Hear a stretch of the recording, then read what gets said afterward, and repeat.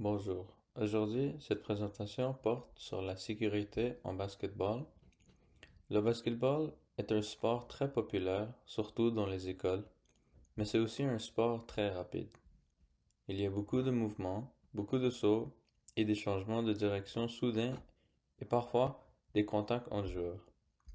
À cause de tout ça, les risques de blessures sont bien réels. Une blessure peut sembler petite au début, comme une douleur à la cheville ou au genou, mais elle peut devenir plus sérieuse si elle n'est pas bien prise en charge. Dans certains cas, une blessure peut empêcher un joueur de participer pendant plusieurs semaines ou même plusieurs mois. Parfois, une blessure mal soignée peut aussi causer des problèmes à long terme. La sécurité n'est donc pas un détail, elle fait partie du sport. Cette présentation explique comment réduire le risque de blessure et comment réagir correctement lorsqu'un accident arrive pendant un match ou un entraînement. Le but est d'apprendre à jouer de façon plus sécuritaire tout en continuant à aimer le sport. Pour commencer, voici ce que cette présentation va couvrir. La première partie porte sur les blessures les plus fréquentes en basketball. Cela va permettre de comprendre quelles parties du corps sont le plus souvent touchées et pourquoi ces blessures arrivent. La deuxième partie explique les règles de sécurité en Ontario. Ces règles existent pour une raison précise. Elles sont mises en place pour protéger les joueurs et réduire un accident dans les écoles. Ensuite, la prévention sera abordée. Cela inclut l'échauffement, l'équipement et certaines habitudes simples qui peuvent faire une grande différence. Finalement, les bases des premiers soins seront expliquées. Cette partie est très importante car même avec toutes les précautions possibles, un accident peut quand même arriver. Savoir quoi faire dans ce moment-là peut éviter que la situation devienne plus grave. Avant de continuer, il est très utile de penser à ce qui se passe pendant un match de basketball. Sur le terrain, tout va très vite, les joueurs courent, sautent, changent de direction et bougent sans arrêt. Souvent, plusieurs actions arrivent en même temps. Dans ce moment-là, il est très facile de perdre l'équilibre, de se mal placer ou de ne pas voir un autre joueur arriver. Ce sont souvent ces petites situations du jeu qui semblent normales qui peuvent mener à une blessure quand on ne fait pas attention. Pour cet atelier, je vais simplement faire une courte pause et imaginer les réponses.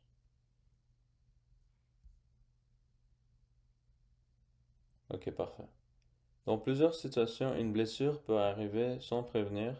Une personne peut tomber après un saut, glisser sur le sol, entrer en contact avec un autre joueur ou mal attraper le ballon. Même dans un jeu tranquille, un accident peut arriver. Ces situations font partie du basketball. Certaines personnes peuvent aussi ressentir de la peur ou de l'inquiétude pendant le jeu. Par exemple, la peur de tomber, de se faire mal à la cheville ou de recevoir un coup au visage. Ces peurs sont normales, elles montrent pourquoi la sécurité est importante et pourquoi il est essentiel de savoir quoi faire quand quelqu'un se blesse. Normes de l'Ontario. En Ontario, il existe des règles de sécurité pour les sports pratiqués à l'école. Ces règles servent à protéger les joueurs et à réduire les accidents. Elles ne sont pas facultatives et doivent être respectées dans toutes les écoles. Avant de commencer une partie, le terrain doit être vérifié pour s'assurer qu'il n'y a rien de dangereux. L'échauffement est obligatoire avant de jouer car il aide le corps à se préparer. L'équipement utilisé doit être sécuritaire et en bon état. De l'eau doit être disponible en tout temps pour éviter la déshydratation. Une trousse de premiers soins doit être proche du terrain et facile à trouver. Finalement, un plan d'urgence décrit doit être affiché clairement pour savoir quoi faire en cas de blessure grave. Procédure de l'école. Dans les écoles, il n'y a pas seulement les règles de l'Ontario. Chaque école a aussi ses propres règles pour assurer la sécurité pendant les activités sportives. Ces règles servent mieux à organiser les choses et à réagir plus vite quand un problème arrive. Avant de jouer au basketball, certains papiers doivent être remplis. Le premier est le consentement parental. Ce papier montre que les parents savent que leurs enfants participent à des activités sportives et qu'ils sont en accord. Sans ce papier, la participation n'est pas permise. Il y a aussi la fiche médicale. Ce document est très important. Il indique si une personne a des allergies, par exemple aux médicaments ou aux aliments. Il indique aussi si une personne prend des médicaments ou a déjà eu des problèmes de santé. En cas d'accident, ces informations peuvent aider à réagir plus rapidement et éviter des erreurs. Certaines écoles demandent aussi une preuve d'assurance. Cela sert à couvrir les frais si une blessure arrive. Le code de conduite est un autre document important. Il montre que les règles seront respectées et que le jeu restera sécuritaire. Finalement, une liste de numéros importants doit être toujours prête. Cette liste inclut le 911, le bureau d'école, l'infirmière et les parents. En situation d'urgence, chaque minute compte. Blessure numéro 1. 40% des blessures arrivent à la cheville. La cheville est la partie du corps la plus souvent blessée en basketball. Cela arrive parce que le jeu demande beaucoup de sauts, de courses rapides et de changements de direction. Chaque fois que le joueur saute, il doit retomber correctement sur ses pieds. Une cheville peut se tordre quand un joueur atterrit de travers ou marche sur le pied d'un autre joueur. Cela peut arriver très vite, sans avertissement. Même un petit faux mouvement peut causer une douleur importante. Une blessure à la cheville peut empêcher de courir, de sauter et de même marcher normalement. S'il n'est pas bien soigné, elle peut revenir souvent. C'est pour cette raison que la prévention est très importante. Aussi, un bon échauffement, de bonnes chaussures et de l'attention pendant le jeu peuvent aider à la réduire beaucoup le risque de blessure à la cheville. Blessures fréquentes. En plus des blessures à la cheville, plusieurs autres blessures arrivent souvent au basketball. Les coups à la tête, par exemple, peuvent arriver lors des collisions de joueurs. Parfois, deux joueurs regardent le ballon et ne voient pas l'autre arriver. Les genoux sont aussi très sollicités. Les mouvements rapides, les pivots et les arrêts soudains mettent beaucoup de pression sur les genoux. Une blessure au genou peut être long à guérir et demande beaucoup de repos. Les doigts sont aussi souvent blessés. Cela arrive quand le ballon frappe directement un doigt ou quand une passe est trop forte. Même si ces blessures sont petites, elles peuvent être très mal et rendre le jeu difficile. Ces blessures montrent que le basketball est un sport intense et que la sécurité doit toujours être prise au sérieux. L'équipement essentiel. L'équipement joue un rôle crucial dans la sécurité. Les chaussures de basketball doivent être adaptées au sport. Elles doivent bien soutenir les chevilles et empêcher de glisser sur le plancher. Porter de mauvaises chaussures augmente les risques de chute et de blessures. Les chaussures doivent aussi être en bon état et bien attachées. L'eau est aussi essentielle, car quand une personne ne boit pas assez, elle peut devenir très fatiguée, étourdie et moins concentrée. Cela augmente les risques d'erreurs et d'accidents. Les juniors peuvent aider certaines personnes à se sentir plus en sécurité. Tous les bijoux doivent être retirés car ils peuvent s'accrocher ou blesser quelqu'un pendant le jeu. Protocole d'échauffement. L'échauffement est une étape très importante avant de jouer au basketball, car il permet au corps de se préparer à l'effort physique. S'échauffer aide aussi beaucoup à éviter les blessures. L'échauffement commence d'abord par des mouvements simples, comme marcher ou courir doucement, jogging. Ça aide aussi à réchauffer le corps et à faire circuler le sang dans les muscles. Ensuite, il faut bouger les chevilles, les genoux, les hanches, les bras et le cou. Ces mouvements doivent être faits très lentement, sans forcer. Après tout cela, des exercices avec le ballon de basketball peuvent être faits. Dribbler lentement, faire des passes faciles et de tirer près du panier. L'intensité augmente de petit à petit. Pourquoi s'échauffer? 50% moins de blessures avec un bon échauffement.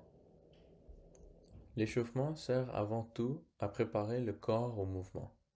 Quand une personne commence à jouer sans s'échauffer, le corps n'a pas eu le temps de s'adapter à l'effort. Les muscles sont encore rigides et les articulations ne sont pas prêtes à bouger rapidement. Pendant un match de basketball, les mouvements sont rapides et répétés. Donc le corps doit courir, sauter, s'arrêter et répartir sans arrêt. Sans échauffement, les mouvements peuvent provoquer des douleurs ou des blessures. Le corps a donc besoin de temps pour passer tranquillement du repos à l'activité physique. S'échauffer permet aussi d'augmenter la température du corps. Quand le corps est plus chaud, les muscles deviennent plus souples. Ils réagissent mieux aux mouvements et supportent mieux l'effort. Ceci aide à réduire les risques de blessures comme les entorses ou les déchirures. Enfin, l'échauffement aide aussi à se sentir plus prêt mentalement et il permet de se concentrer, de se calmer et de se préparer au jeu. Inspection du terrain. Avant même que le jeu commence, le terrain doit être regardé attentivement. Il suffit de marcher lentement autour du terrain et d'observer ce qui se trouve. Cette étape ne prend pas beaucoup de temps, mais elle est très importante. Un terrain peut contenir plusieurs dangers, comme des objets oubliés, par exemple des sacs, des bouteilles d'eau ou des vêtements peuvent se trouver au sol. Lorsqu'un joueur court rapidement, il peut facilement trébucher sur ce genre d'objet sans le voir. Le plancher doit aussi être observé s'il est mouillé ou sale, parce qu'il va devenir glissant. Un joueur peut perdre son équilibre, tomber et se blesser. Même une petite flaque d'eau peut être très dangereux. Les paniers doivent être solides et bien fixés. Un panier instable peut bouger ou tomber. Les sorties d'urgence doivent être visibles et faciles d'accès, et la trousse de premiers soins et le téléphone doivent être aussi repérés avant de jouer. Les principes de base. Quand une blessure arrive, la situation peut devenir très stressante. La première réaction est souvent la panique, surtout si la personne blessée crie ou tombe au sol.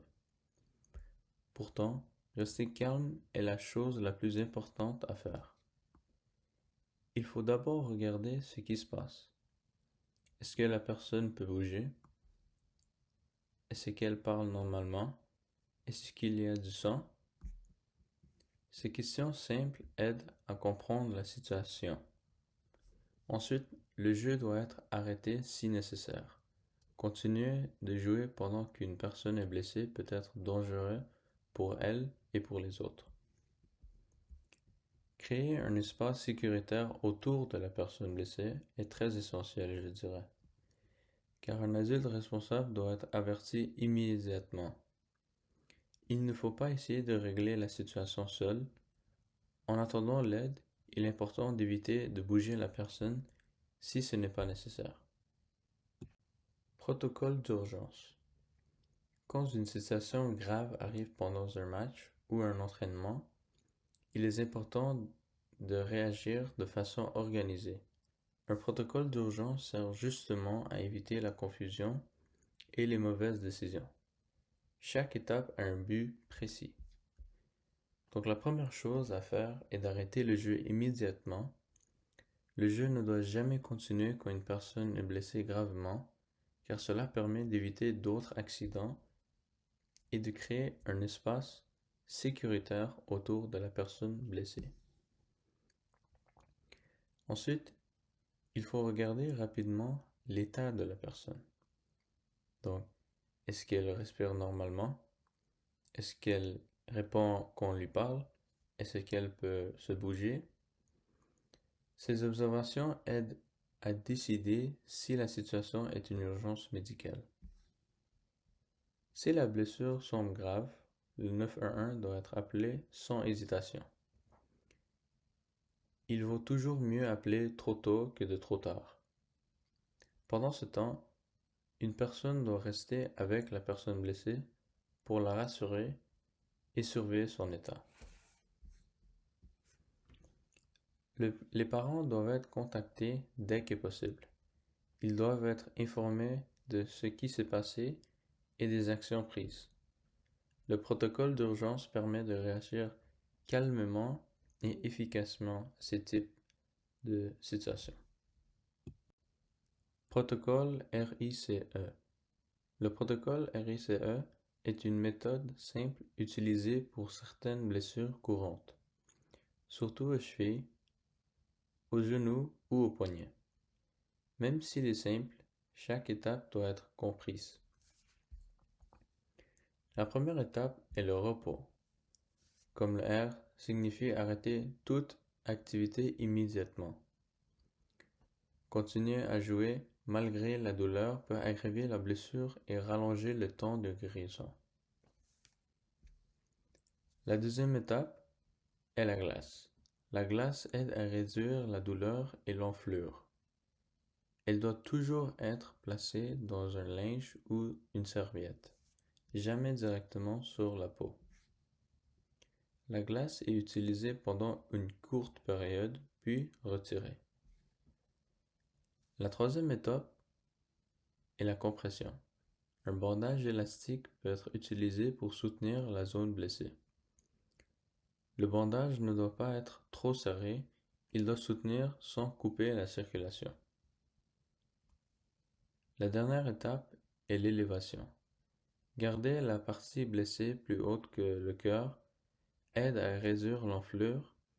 Ces 4 étapes aident le corps à commencer à se guérir correctement. Saignement. Je sais voir du sang peut être impressionnant, mais il est important de rester calme. En basketball, les saignements peuvent arriver après une chute, un coup ou un contact accidentel. Pour une petite coupure, il faut d'abord nettoyer la blessure avec le pot propre. Cela permet d'enlever la saleté. Ensuite, un pansement peut être appliqué pour protéger la plaie. Pour un saignement plus important, la situation est différente. Il faut appliquer une pression ferme avec un linge propre. Cette pression doit être maintenue sans interruption. Il ne faut jamais l'enlever, le premier linge, même s'il est plein de sang. Enlever le premier linge peut faire recommencer le saignement. Dans ce type de situation, le 911 doit être appelé rapidement. Rester calme aide à mieux aider la personne blessée. Les commotions cérébrales. Les commotions cérébrales sont des blessures très sérieuses. Elles arrivent souvent après un coup à la tête ou une collision entre joueurs. Même si la personne ne semble pas gravement blessée, le danger peut être réel et vrai. Les signes d'une commotion peuvent être variés. Une personne peut sembler confuse, avoir mal à la tête, voir flou ou avoir de la difficulté à se tenir debout. Elle peut aussi oublier ce qui se vient de passer. Pour cet atelier, je vais simplement faire une courte pause et imaginer les réponses.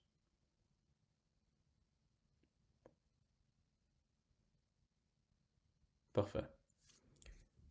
Un seul de ces signes est suffisant pour arrêter l'activité immédiatement. La personne ne doit pas continuer à jouer, car une commotion non traitée peut avoir des effets à long terme. Une personne avec une possible commotion doit être surveillée de près et recevoir une aide médicale. La sécurité passe souvent et toujours avant le jeu. Documentation. Après un incident ou une blessure, il est important de remplir un rapport. Même si la blessure semble mineure, la documentation reste cruciale. Le rapport doit inclure l'heure, le lieu, ce qui s'est passé et les soins donnés.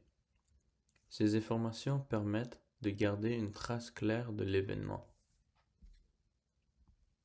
La documentation aide aussi à l'école à améliorer ses pratiques de sécurité. Elle peut servir si un suivi médical est nécessaire ou si les parents ont des questions. Écrire les faits clairement permet d'éviter les malentendus et de mieux protéger toutes les personnes impliquées. Retour au jeu. Le retour au jeu après une blessure est une étape très importante.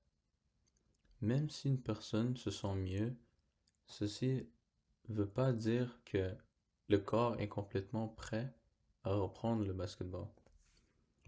Je sais des fois, tu as un gros ego et tu vois tes amis jouer, tu voudrais aussi rentrer dedans et tirer un couple de points, mais il est très important de écouter à ton corps. Ce que ton corps dit, écoute-le. Le corps a besoin de temps pour récupérer, même quand la douleur diminue.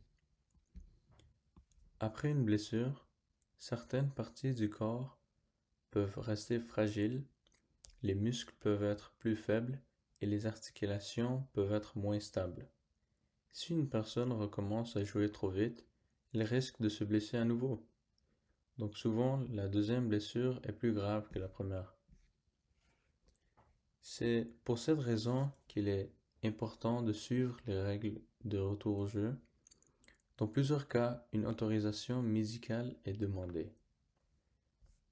Ça va permettre de s'assurer que la blessure est bien guérie. Le médecin peut vérifier si les mouvements sont normaux et si la douleur est complètement disparue. Le retour au jeu doit aussi être progressif. Ça veut dire recommencer doucement sans forcer. Par exemple, commencer par marcher, puis courir lentement, puis faire des mouvements simples avant de reprendre le jeu complet. Il ne faut jamais se sentir obligé de revenir trop vite. Prendre le temps de bien guérir permet de jouer plus longtemps, d'éviter d'autres blessures et de protéger sa santé à long terme. Numéro d'urgence. Les règles de sécurité sont strictes parce qu'elles servent à protéger les joueurs. Elles ne sont pas là pour punir ou pour compliquer les choses. Elles existent pour éviter des blessures inutiles et des situations dangereuses.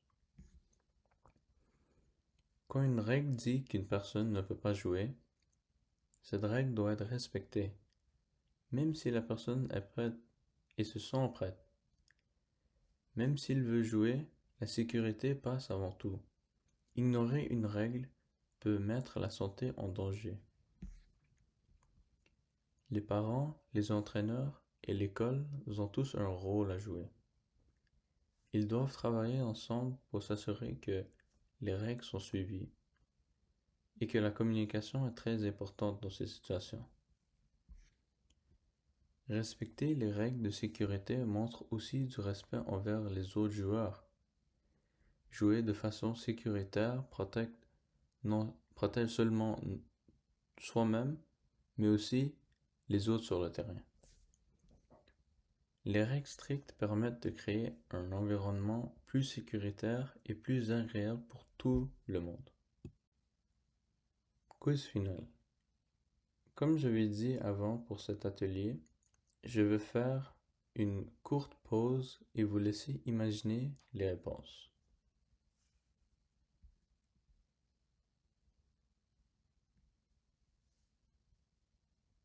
Parfait. Ce moment de réflexion est important car il permet de revoir ce qui a été appris. Penser aux situations possibles aide à mieux se préparer quand une situation arrive vraiment. Il sera plus facile de réagir dans des types de situations dans le terrain de basket. Par exemple, il est important de se rappeler quand appeler le 911, car ce numéro doit être utilisé seulement pour les urgences graves. Savoir cette différence peut éviter de la panique. Il est aussi important de réfléchir à la prévention. Un bon échauffement, un terrain sécuritaire et le bon équipement peuvent éviter plusieurs blessures. Cette réflexion permet de mieux comprendre et de savoir que la sécurité n'est pas seulement une règle, mais une habitude à apprendre. Point clé. La sécurité en basketball ne dépend pas seulement des règles écrites ou des adultes présents dans le gymnase. Elle dépend aussi du comportement de chaque personne sur le terrain. Chaque joueur a une responsabilité personnelle quand il participe à une activité sportive. Faire attention à ses propres gestes est très important pour moi. Par exemple, courir sans regarder autour de soi-même, pousser volontairement un autre joueur ou jouer de façon trop agressive peut facilement causer un accident. Même si ce n'est pas fait par exprès, un mauvais geste peut avoir des conséquences. Il est aussi important de respecter les autres joueurs. Le basketball, c'est un sport d'équipe, mais aussi un sport de contact. Ceci veut dire qu'il faut toujours garder le contrôle de ses mouvements. Jouer de façon sécuritaire, c'est aussi penser à la sécurité des autres. Une autre chose que je dirais est très important, c'est d'écouter son corps. Ça fait aussi partie de la responsabilité personnelle. La douleur, c'est un message que le corps envoie. Ignorer ce message peut rendre une blessure plus grave. Prendre une pause, demander de l'aide ou arrêter de jouer est parfois et honnêtement la meilleure décision à faire. La responsabilité est aussi collective.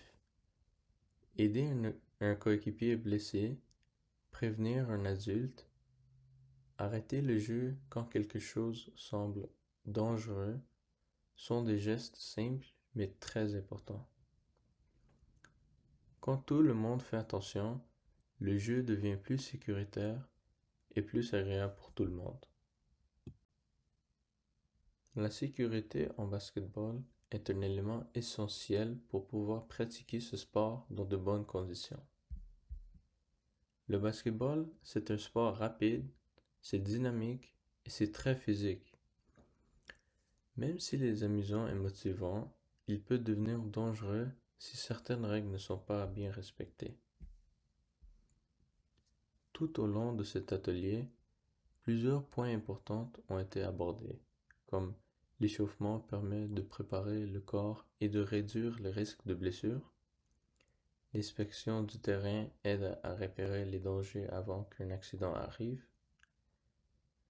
Le bon équipement protège le corps pendant le jeu. Il y a aussi été en question des blessures fréquentes, comme les blessures à la cheville, aux genoux, aux doigts et à la tête. Savoir reconnaître ces blessures permet de réagir plus rapidement et de prendre de meilleures décisions. Les réactions en cas d'urgence sont aussi très importantes. Rester calme, arrêter le jeu, demander de l'aide et appeler les bons numéros peuvent faire une grande différence. Les protocoles comme le RICE, R-I-C-E, et les règles d'urgence servent à guider les actions quand une blessure arrive. Les commotions cérébrales doivent toujours être prises au sérieux, même si une personne dit qu'elle se sent correcte, car un seul symptôme est suffisant pour arrêter l'activité au complet. La santé du cerveau est trop importante pour être ignorée. Finalement, la sécurité repose sur ces règles, mais aussi sur les choix de chacun. Respecter les consignes, écouter son corps et penser aux autres permet de créer un environnement plus sécuritaire.